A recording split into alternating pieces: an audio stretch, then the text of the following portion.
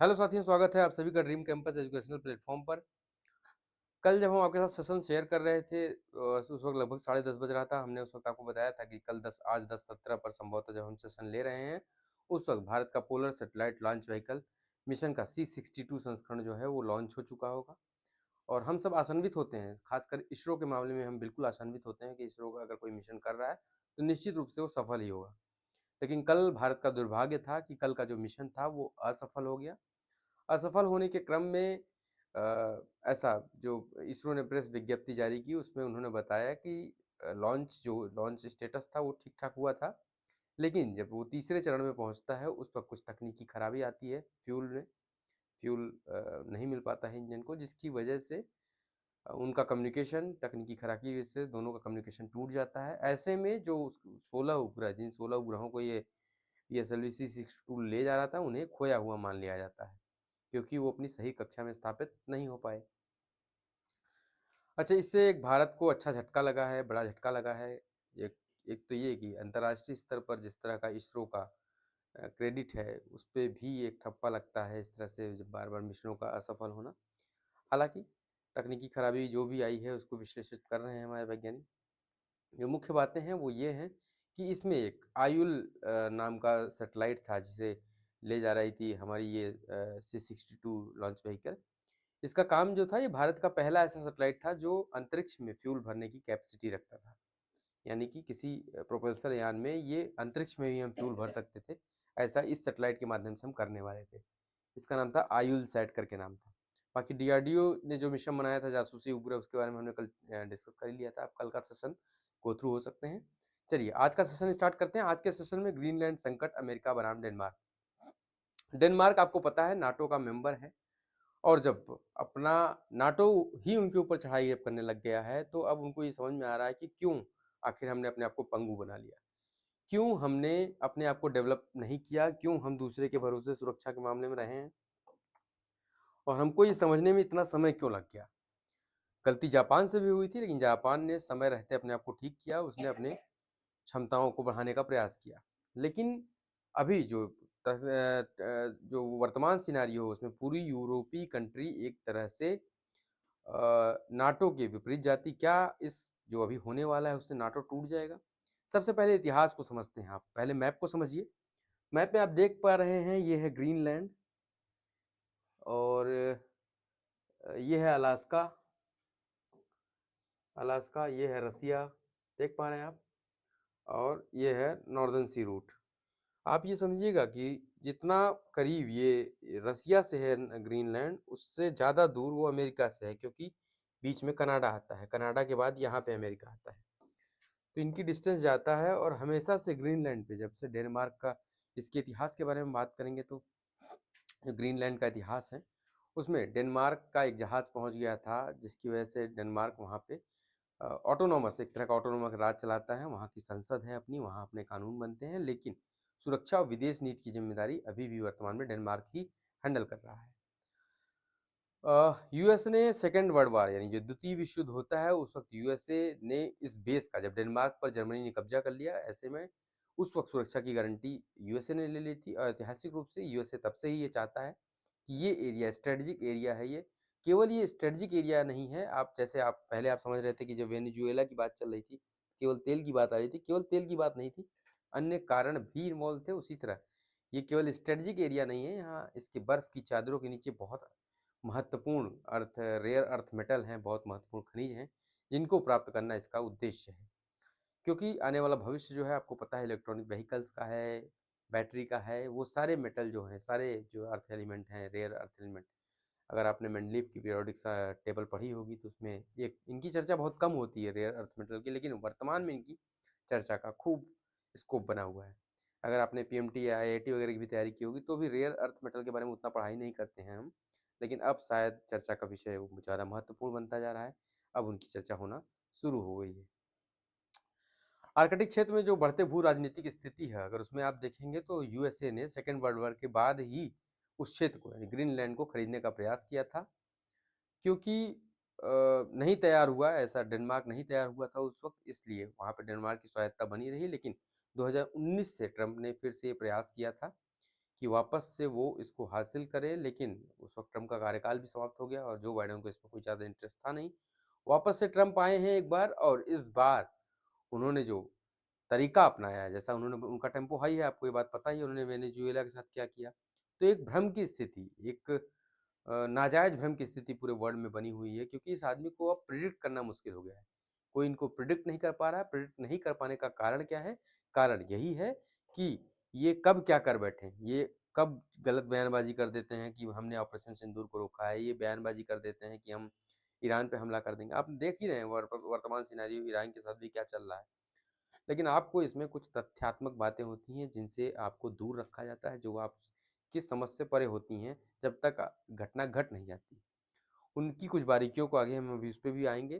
फिलहाल अभी इस पे चर्चा करते हैं तो ग्रीनलैंड को ट्रम्प ने कहा है कि अगर कूटनीतिक प्रयासों से ग्रीनलैंड नहीं मानता है तो ट्रम्प को बल का प्रयोग करना होगा। यानी अपने ही नाटो कंट्री, अपनी ही सहायक कंट्री पर बल का प्रयोग करना निश्चित रूप से एक भ्रामक स्थिति को उत्पन्न करता है, एक असहजता, एक अविश्वास को पैदा करता है कि अब क्या? अब ये समझिए आप कि आप जो जर्मनी जो है, यूरोप का इस वक़्त जो नेता है, उसने ट्रम्प का विरोध किया है, उसके साथ अन्य कंट्री ने भी ट्रम्प को सहयोग तो नहीं दिया है, विरोध तो नहीं किया है, लेकिन सहयोग तो नहीं दिया है। सब निश्चित रूप से भ्रमित हैं, सब डरे हुए हैं कि इस तरह की हरकत कैसे कर सकते हैं। हम तो अपने आप को घर समझते थे, अमेरिका को अपना घर समझते थे, वो जो बोलता था हम उसमें हाँ में हाँ करते थे। अब क्या होगा? तो अब देखने वाली बात है क्या होगा। अगर अमेरिका इस पे सैन्य कार्रवाई करता है तो ये निश्चित रूप से गलत होगा। निश्चित रूप से इसका जो वर्ल्ड राजनीति है उसमें इम्पैक्ट पड़ेगा। अच्छा, अब यहाँ पे मौका मिलेगा, रूस और चीन को भी मौका मिल सकता है, उनको मौका मिला हुआ है कि अगर ये सैन्य कार्रवाई करते हैं तो उस पे रूस और चीन की क्या भूमिका होगी, ये देखने वाली बात होगी। संयुक्त राज्य अमेरिका की बात करते हैं तो राष्ट्रपति ट्रम्प ने 2019 में अपने प्रस्ताव को पुनः प्रस्तुत किया है, जिसमें ग्रीनलैंड को खरीदने पर उन्होंने चर्चा की थी कि हम ग्रीनलैंड को खरीदना चाहते हैं और अगर नहीं मानते हो तो फिर हम बल का भी प्रयोग, सैन्य कार्रवाई के लिए भी हमारे पास मौका है। ग्रीनलैंड को एक स्वायत्त क्षेत्र के रूप में प्रशासित करता है और अमेरिकी प्रस्ताव को सीधे-सीधे अस्वीकार कर चुका है। डेनमार्क का मानना है कि संप्रभुता की रक्षा, नाटो सहयोगियों का समर्थन और कूटनीतिक समाधान पर जोर देना चाहिए, जिससे इस मामले का हल निकाला जा सके। फिलहाल अभी तो आप ये मानिए कि आने वाले 1 हफ्ते, 1-2 हफ्ते जो हैं वो अंतर्राष्ट्रीय भू-राजनीति के लिए बहुत महत्वपूर्ण होने वाले हैं, क्योंकि कुछ न कुछ बहुत बड़ा घटनाक्रम घटने वाला है। एक घटा ही है, 1-2 और घटने वाले हैं। केवल यही नहीं, दूसरा ये वाला रहा। अमेरिकी रणनीति के जो 3 स्तंभ हैं, उनकी सबसे पहले अमेरिका कूटनीतिक दबाव, जैसा हमने आपको बताया, सैन्य विकल्प की भी तलाश कर रहा है दूसरे नंबर पर, और तीसरे नंबर पर भू-राजनीतिक तर्क वो दे रहा है कि आर्कटिक में रूसी और चीनी विस्तारवाद का मुकाबला करने के लिए आवश्यकता है कि हम वहाँ रहें। तो ऐसे अगर तुम्हारा कल को मन करे कि फलाने कंट्री में हमें हमसे कल को कहे कि अंडमान निकोबार पे मेरा रहना ज़रूरी है, रूस को चीन को टारगेट करने के लिए, चीन को टैकल करने के लिए, तो तुम आके हमसे हमारा अंडमान निकोबार छीन लोगे? या तुम किसी भी कंट्री पे अपना किसी स्पेसिफिक उसकी टेरिटरी पे बोल दोगे कि नहीं, ये हमको चाहिए क्योंकि मुझे लगता है कि अमेरिका को इससे खतरा है, वो ले लोगे? ऐसा नहीं चल सकता है। इस पे पूरे दुनिया को एक पुरजोर विरोध करना चाहिए, खासकर जिसका है उसको तो अब समझ में आ ही रहा होगा कि तुमने जिसके पीछे अपनी ज़िंदगी बर्बाद कर दी, अपना डेवलपमेंट बर्बाद कर लिया, तुम सच में उतने काबिल थे, तुम कुछ कर सकते थे, लेकिन तुमने दूसरे के भरोसे अपनी चीज़ें खो दी। आपको पता है वेनेजुएला के साथ ये हुआ क्यों? जो अभी घटना घटी है, वो वेनेजुएला के साथ क्यों हो सकी? क्योंकि उन्होंने अपनी इकोनॉमी को हर क्षेत्र में नहीं फैलाया, यानी डाइवर्सिटी नहीं बढ़ाई उन्होंने इकोनॉमी में अपने। वो तेल उनके पास था, वो तेल पे ही बैठे रह गए कि तेल है, तेल ही रहेगा, तेल बेचेंगे, तेल खाएँगे। ऐसा जब कोई इकोनॉमी किसी एक चीज़ पर टिकी होती है, वो डाइवर्सिफ़िकेशन नहीं होता उसमें, तो उसका यही हश्र होता है। आपको सीखना चाहिए नॉर्वेजियन कंट्रीज़ से, स्कैनेडियन कंट्रीज़ से आपको सीखना चाहिए उन्होंने किस तरह से अपने आप को डेवलप किया। आपको सीखना चाहिए, सबको सीखना चाहिए। अब इस वक़्त डेनमार्क को भी सीखना चाहिए और भारत की जो गुटनिरपेक्षता की उस वक़्त नेहरू जी ने नीति अपनाई थी, उसकी वास्तव में प्रशंसा होनी शुरू हो गई कि नहीं, ये ठीक किया था इस आदमी ने। ये काम सच में ठीक किया था, क्योंकि उसी गुटनिरपेक्षता की नीति को, मतलब इस उस समय उन्होंने उसके बीज बोए थे, उसको आज भी हम पकड़ के चल रहे हैं। जब हमारे ऊपर कोई खतरा आता है, जब हमें ज़रूरत पड़ती है, लोगों की हमसे डिमांड होती है, लोगों की हमसे आशा होती है कि हम कुछ बोलेंगे, हम कुछ करेंगे, उस वक़्त हम वो वाली डोरी जाके पकड़ लेते हैं, भाई हम तो। अभी आपने देखा एक अ अटलांटिक महासागर में एक सैन्य अभ्यास हुआ, एक बहुत बड़ा सैन्य अभ्यास हुआ, जिसमें रूस, चीन और साउथ अफ्रीका ने सहयोग किया।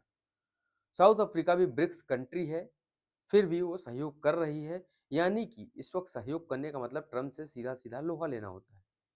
यहाँ पर सहयोग करने का मतलब है अगर आप ट्रम्प के खिलाफ सीधा-सीधा आप ट्रम्प से उलझ रहे हैं। भारत ने अपनी वो डोर जाके थाम ली कि भाई हम ब्रिक्स के मेंबर ज़रूर हैं, हमने ब्रिक्स को एक इकोनॉमिक परिप्रेक्ष्य में एक प्लेटफ़ॉर्म तैयार किया था, सैन्य कार्रवाई के लिए नहीं तैयार किया था। आप कहेंगे कि क्वाड का तो मेंबर है भारत, क्वाड तो सैन्य दल है, नहीं। भारत जब क्वाड का जो उद्देश्य था, उससे भ्रमित मत होइए, क्वाड का उद्देश्य इकोनॉमिक कॉर्पोरेशन ही था, क्षेत्रीय सहयोग ही था। बाद में उसे एक दूसरे लहजे से देखा जाने लगा, जब ज़रूरत सच में इसमें आन पड़ी कि हाँ, इसमें अब सैन्य कार्रवाई की आवश्यकता महसूस हो रही है या एक सैनिक दल की तरफ ही बन रहा है, भारत उससे भी अपने आप को पीछे कर लेता है। ऐसे में भारत ने अपनी वो गुटनिरपेक्षता वाली नीति को अभी भी थाम कर रखा है, उसे पकड़ कर रखा है और उसी के बल पर हम आगे की ओर बढ़ रहे हैं निरपेक्ष रूप से। ऐसा नहीं है कि हमारा उद्देश्य नहीं है या हमारी विज़न नहीं है, हमारा विज़न अपने आप को लेकर क्लियर है। अगर ज़रूरत पड़ती है, अगर हमारी संप्रभुता को चुनौती मिलती है, अगर हमारी ज़रूरत को चुनौती मिलती है, तो हम निश्चित रूप से उत्तर देंगे। आपको पता है हमारी परमाणु नीति के बारे में किस तरह से हमारी नीति लिखी गई है? अटल बिहारी वाजपेयी ने जो नीति लिखवाई है, हमारी जो परमाणु नीति है, उसमें इस तरह की व्यवस्था की गई है कि हम प्रथम प्रयोग तो नहीं करेंगे, लेकिन अगर हमारे ऊपर कोई प्रयोग करता है, ये नहीं कि आप टैक्टिकल वेपन मतलब ऐसे वेपन छोटा-सा परमाणु हथियार छोड़ा जाता है ताकि आपको भ्रमित किया जा सके, आपको डराया जा सके कि अब हम बड़ा वाला मार देंगे। भारत ने अपनी परमाणु नीति में स्पष्ट शब्दों में लिख रखा है कि हम पहले तो प्रयोग नहीं करेंगे, नो फर्स्ट यूज़ का फॉलो करेंगे, लेकिन अगर किसी ने हमारे ऊपर छोटा वेपन या युद्ध करने का सोचा भी, हमें ये आभास भी हो गया, पूर्वानुमान हमें पूर्वाभास हो गया कि हमारे ऊपर परमाणु हमला होने वाला है, ऐसी स्थिति में हम ऐसा हमला करेंगे जिसकी कल्पना नहीं की जा सकती। यानी उस राष्ट्र को हम धरती से मिटा देंगे, उस राष्ट्र को हम मैप से मिटा देंगे, नक्शे से मिटा देंगे। भारत ने अपनी परमाणु नीति में केवल परमाणु की चर्चा नहीं की है, उन्होंने जो जैविक हथियार है, उनकी भी चर्चा की है कि भारत पहले तो खुद कोई जैविक हथियार बनाने वाला नहीं है, लेकिन अगर भारत के ऊपर जैविक हथियार से हमला किया जाता है, ऐसी स्थिति में भारत अपना हमले का मतलब अपने ऊपर हुए हमले का प्रतिक्रिया अपने परमाणु हथियार से देगा, इसमें तनिक भी संकोच नहीं करेगा, ना ही इसके बारे में कुछ सोचेगा। यानी कि भारत ने अपने हमने आपको पहले ही बताया था, एक बार और चर्चा की थी, शक्ति के साथ संयम यानी हमने जो हमारे अशोक की लौट जो हमारा राजकीय चिन्ह है, उसमें भी जो शेर जिस मुद्रा में बैठे हुए हैं, वो शक्ति के साथ संयम की स्थिति में बैठे हुए हैं। चलिए, इसी के साथ भू राजनीति का दूसरा टॉपिक, नाटो पर संकट का प्रभाव, जर्मनी और स्वीडन की चेतावनी। जर्मनी जैसा हमने आपको बताया, वर्तमान में यूरोप का नेता जर्मनी है। जर्मनी ने नाटो सहयोगियों से स्पष्ट किया है कि ग्रीनलैंड पर जबरन अधिग्रहण गठबंधन का विघटन कर सकता है, यानी नाटो गठबंधन को विघटित कर सकता है। अच्छा, आप ये समझिएगा, छोटी-छोटी बातों को जोड़िएगा, क्रोनोलॉजी को समझिएगा। एक घटना यहाँ घट रही है, दूसरा हमने परसों के सेशन में डिस्कशन किया था। भारत के साथ परिप्रेक्ष्य में कि भारत जर्मनी पोलैंड के साथ मिलकर एक ग्रुप को साझा कर रहा है। तो हमने आपको ये बताया था उसके बारे में कि भारत की स्थिति वहाँ पे क्यों लाई गई है। आज हमने फिर से उसको चर्चा का विषय बनाया, अभी हम उसे फिर से चर्चा करेंगे, तब हम इस बात को वहाँ पे जोड़ेंगे, उसको समझिएगा। अभी बस इसको याद रखिए, इस बात को अभी हम वहाँ पे कनेक्ट करेंगे। यूरोपीय एकता पर खतरा, यूरोपीय देश इस बात से बड़े खिन्न हैं, बड़े दुखी हैं कि प्रेसिडेंट ट्रंप उनके साथ ऐसा कर रहे हैं। ऐसी स्थिति में अब ज़रूरत है कि सभी लोग यूरोपियों देशों का ऐसा मानना है कि ज़रूरत है कि वो सब इकट्ठे आ जाएँ और ट्रंप को समझाएँ। कर भी क्या सकते हैं। ईरान संकट, आंतरिक विद्रोह और बाहरी दबाव। आपको पता है यूएसए यहाँ भी उँगली कर चुका है। यूएसए पूरी तैयारी में है सैन्य कार्रवाई करने के। लेकिन आपको एक छोटी-सी जैसे क्रोनोलॉजी हमने आपको बताया, क्रोनोलॉजी आपको समझना चाहिए। फिर से एक क्रोनोलॉजी आपको बताते हैं कि जब यूएसए ने बंकर बस्टर बमों का प्रयोग करते हुए ईरान पर हमला किया था, उस वक्त अमेरिका बिल्कुल श्योर नहीं था कि क्या ईरान ने जो अपना 60-65% इनरिच यूरेनियम था, उसको वहीं पे छोड़ा हुआ था, यानी वो नष्ट हो गया या फिर वो ईरान ने पहले ही हटा दिया था। तो आपको बताएं कि जो उस वक्त जांच चली, जांच में कहीं भी ऐसा संकेत नहीं मिला कि कहीं पे यूरेनियम एक्टिविटी हुई हो, यानी कि कहीं पे रेडिएशन जैसी स्थिति बनी हो जहां पर बंकर बस्टर बम्बों का हमला होता है। अगर सच में एनरिच यूरेनियम अगर समाप्त कर दिया गया था, तो निश्चित रूप से वहां पे रेडिएशन होना चाहिए था। तो एक संभावना ये भी है कि हो सकता है, अगर ये हमला आपको पता है 4-5 महीने हो चुके हैं, 6 महीने हो चुके हैं। ऐसे में शायद न सितंबर में हुआ था या अक्टूबर में हमला हुआ था। तो अगर 6 महीने हो चुके हैं तो जो 60-65% एनरिच यूरेनियम था, चाइना की मदद से, रूस की मदद से, ईरान निश्चित रूप से परमाणु बम के बेहद करीब होगा या उसने परमाणु बम लगभग बना लिया होगा। तो क्या आपको ऐसा नहीं लगता है कि अमेरिका की जो ये कार्रवाई है, ये इस चीज़ को भांपने का भी प्रयास कर रही है कि क्या इसने बम बना लिया है? सब कह रहे हैं कि नहीं अमेरिका दादा है, ट्रम्प को कोई प्रेडिक्ट नहीं कर सकता, ट्रम्प हमला कर देंगे। मैं आपको कहता हूँ, बहुत मुश्किल है कि ट्रम्प हमला करें। अगर इस बात में ज़रा-सी भी सच्चाई है कि उसने परमाणु बम तक पहुँच बना ली है, तो ये केवल एक कार्रवाई है जिससे ये चेक किया जा रहा है कि किस स्थिति में ईरान अभी है। बाद में सबको आना टेबल पे ही है। आपको पता है राजनीतिक गतिरोध यानी कि इस तरह की शत्रुता होने के बाद भी राजनीतिक रूप से दोनों देशों के विदेश मंत्री आपसी टच में हैं और एक दूसरे से कूटनीतिक वार्ता करते हुए पाए गए हैं। ऐसे में इस बात की संभावना और बढ़ जाती है कि क्या सच में यूरेनियम इनरिच कर लिया गया है और इस वक्त ईरान के पास भी परमाणु बम है? और क्या क्योंकि आपको पता है ईरान जिस टाइप की कंट्री है, ईरान अगर बम होगा उसके पास और अमेरिका ने कार्रवाई की तो ईरान निश्चित रूप से उसको छोड़ेगा नहीं, प्रयोग कर ही देगा। आपको पता है रूस के ऊपर उसने बैलिस्टिक मिसाइल चलाई, मामूली काम नहीं किया है। उसने अमेरिका के बेस पर बैलिस्टिक मिसाइल से हमला किया है।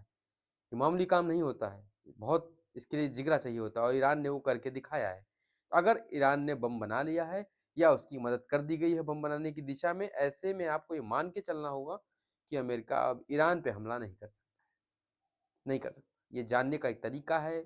अब बहुत सारे बवाल काटे जा सकते हैं। ईरान भी चुप है। आप ये समझिए ईरान भी ये कह रहा है कि अगर अमेरिका ने ऐसी कोई हिमाकत की तो उसको नतीजा भुगतना पड़ेगा। ये बात सबको समझ में आती है। परमाणु परीक्षण करना ही ये साबित नहीं करता कि आपके परमाणु बम है। अगर आपने परमाणु बम बना लिया है, आप ये समझिए कि अगर नहीं भी बना लिया, अगर आप लगभग कंडीशन पे हैं कि बना लिया है, ऐसे में अगर अमेरिका इस तरह की कोई हिमाकत करता है और आपके द्वारा कोई भी कार्रवाई की जाती है, तो निश्चित रूप से विश्व युद्ध की तरफ दुनिया को ढकेल देगा। अमेरिका भी इस बात को समझता है। अमेरिका के एजेंसीज़ सब ट्रम्प ही नहीं करते हैं, एजेंसी करती है, हमला जो करती है वो एजेंसी होती है, उनकी गुप्तचर एजेंसी होती है। ऐसे में जो डीप सेक है वो इस बात को पूरी गहन जाँच कर रहा है कि क्या सच में ईरान ने ऐसा कुछ डेवलप कर लिया है। आज कल की घटना है, कल ईरान में एक बहुत बड़ा कैंडल मार्च निकला जिसमें लोगों ने ईरान की वर्तमान सरकार के में भरोसा दिखाया है, वर्तमान सरकार को समर्थन दिया है और कहा है कि अमेरिकी कार्रवाई जो है वो दूषित है, गलत है। ऐसे में अगर अगर कुछ होना होगा तो 1-2 दिन में हो जाएगा, लेकिन जहाँ तक मैं समझ पा रहा हूँ कि ऐसी संभावना न्यूनतम है क्योंकि कुछ नहीं हो सकता है। अगर ईरान ने बम बना शर्त ये है कि अगर ईरान ने बम बना दिया। आर्थिक पतन, सामाजिक अशांति और अमेरिकी हस्तक्षेप की धमकी। ईरान के आंतरिक संकट, आर्थिक पतन, मुद्रा संकट भयंकर पनपा हुआ है ईरान में अमेरिकी सैंक्शन के कारण। बड़े पैमाने पर विरोध, हाल के वर्षों में सबसे बड़ा विरोध प्रदर्शन, हजारों नागरिक सड़कों पर उपस्थित हैं इस वक्त। सरकारी दमन, रिपोर्ट के अनुसार इसी हफ्ते में लगभग 500 से अधिक प्रदर्शनकारियों की मृत्यु हो चुकी है। निश्चित रूप से बहुत बड़ा आंकड़ा है। इसके साथ ही जो अमेरिकी कार्रवाई है, जैसे अमेरिका ने एक रशियन सेंसन एक्ट 2026 जो लागू करने जा रहा है, जो ले आ रहा है अपने कांग्रेस में, उसके उसमें जो कुछ प्रावधान किए गए हैं, उसमें कुछ प्रावधान इस तरह से इसमें सेकेंडरी टैरिफ की चर्चा की गई। यहाँ पे महत्वपूर्ण है जान लेना कि सेकेंडरी टैरिफ क्या होता है। तो ये समझिए यूएसए ने अगर यूएसए कोई कानून लाता है जिससे ब्राजील, इंडिया, चाइना इनकी इकोनॉमी पे 500% का टैरिफ लगता है, ठीक है। इनकी इकोनॉमी पे अगर 500% का टैरिफ लगता है इनके किसी एक्ट के लाने की वजह से यूएसए, तो आप ये समझिए ये प्राइमरी नहीं, ये सेकेंड, ये लोग प्राइमरी टारगेट हैं, लेकिन एक्चुअल टारगेट जो है वो है रसिया। यानी कि रसिया की इकोनॉमी को कोलैप्स करने के लिए इनकी इकोनॉमी को टारगेट किया जा रहा है। अगर ये इससे माल खरीदना बंद कर देंगे, बेचना बंद कर देंगे, ऐसी स्थिति में अपने आप रसिया की इकोनॉमी कोलैप्स हो जाएगी। यानी जब किसी थर्ड कंट्री की इकोनॉमी को कोलैप्स करने के लिए, डैमेज करने के लिए किसी सेकंड कंट्री पर टैरिफ लगाया जाता है, ये होता है सेकेंडरी टैरिफ। तो इसको तकनीकी रूप से आप समझ लीजिएगा, यूपीएससी में इस तरह के प्रश्न बहुत बनते हैं। द हिंदू में छोटी-छोटी लाइनों में ये कई दिन से चर्चा में है, इसलिए आपके साथ शेयर किया है। सेकेंडरी टैरिफ ऐसे टैरिफ होते हैं जिनको किसी कंट्री के ऊपर लगाया जाता है, लेकिन टारगेट किसी अन्य कंट्री पे किया जाना है। यानी किसी थर्ड कंट्री को डैमेज, थर्ड कंट्री की इकोनॉमी को, थर्ड कंट्री की मिलिट्री पावर को या किसी भी आधारभूत स्तंभ को डैमेज करने के लिए किसी सेकंड कंट्री पर टैरिफ लगाकर दूसरे रूट को फॉलो करना सेकेंडरी टैरिफ के अंतर्गत आता है, जिसका चर्चा रशियन सेंसन एक्ट 2026 में किया जाएगा। ठीक है, आगे बढ़ते हैं हम। अमेरिकी हस्तक्षेप की लाल रेखा घोषित। अमेरिका ने कह दिया है कि अगर जो प्रदर्शनकारी है उनके हमला होता है, उनके ऊपर हमला होता है, तो ये अमेरिका सैन्य कार्रवाई कर सकता है। सैन्य विकल्प उसने बना के रखा है और कूटनीतिक द्वार खुले हुए हैं। सार्वजनिक शत्रुता के बावजूद गुप्त संवाद जारी है, जैसा हमने आपको बताया कि दोनों देशों के मंत्री आपसी संवाद में लगे हुए हैं। चलिए, गुप्त कूटनीतिक संभावना की बात करेंगे तो सार्वजनिक रूप से सत्तापूर्ण बयानबाजी के बीच अमेरिकी दूत स्टीव विटकॉफ और ईरानी विदेश मंत्री अब्बास अरागची के बीच गोपनीय संवाद की रिपोर्ट है। यह द्वैध दृष्टिकोण दर्शाता है कि दोनों पक्ष सैन्य टकराव से बचने के लिए कूटनीतिक समाधान की संभावना तलाश रहे हैं। हमने आपको पहले ही बताया कि सैन्य विकल्प अब बचा ही नहीं है अमेरिका के पास। जिस तरह अमेरिका छोटे वाले किम जोंग उन से मिलने नहीं जाता है, उससे बदमाशी नहीं करता, उसके बारे में अनर्गल बयानबाजी नहीं करता कि हम तुम्हें उठा लाएंगे, वैसा ही अगर इन्होंने बम बना लिया तो इनके विषय में भी भारत की बात करेंगे तो भारत के हित में तो नहीं है ईरान का परमाणु बम बनाना, लेकिन वर्तमान में भू राजनीति में इसका विकल्प नहीं है। यानी भू राजनीति में इसका होना बहुत आवश्यक है।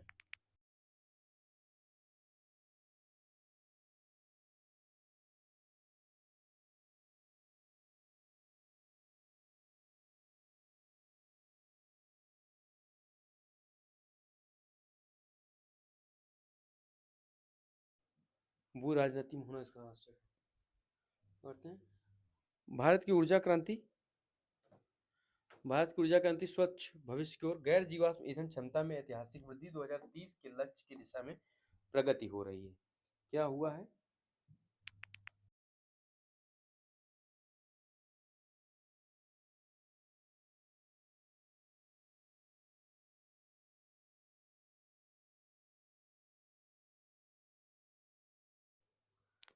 भारत की गैर जीवाश्म ईंधन क्षमता की बात करेंगे तो 266.78 गीगावाट वर्तमान में इसकी क्षमता हो गई है, जो 2025 में कुल गैर जीवाश्म ईंधन आधारित स्थापित क्षमता है। यानी इस वक्त जो हमारा वर्तमान में डाटा है उसमें 266.78 गीगावाट हमारी क्षमता है, जो 2024 का हमारा डाटा था उससे लगभग 23% अधिक है। यानी एक साल में हमने 23% गैर जीवाश्म ईंधन में उन्नति की है। निश्चित रूप से हमारी काबिलियत को दर्शाता है, हमारे प्रयासों को दर्शाता है। हमने 22.6% की वृद्धि दर्ज की है 2024 की तुलना में, वार्षिक वृद्धि।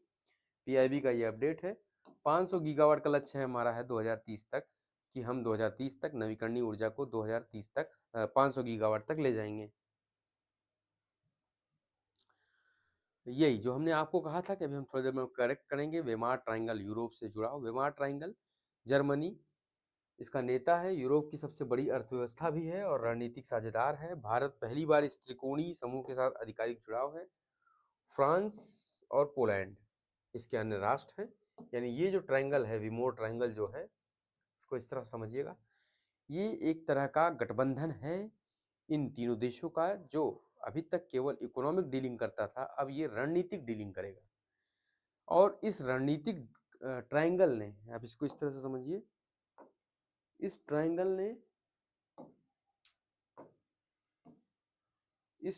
ने भारत को इनवाइट किया है कि आप आइए।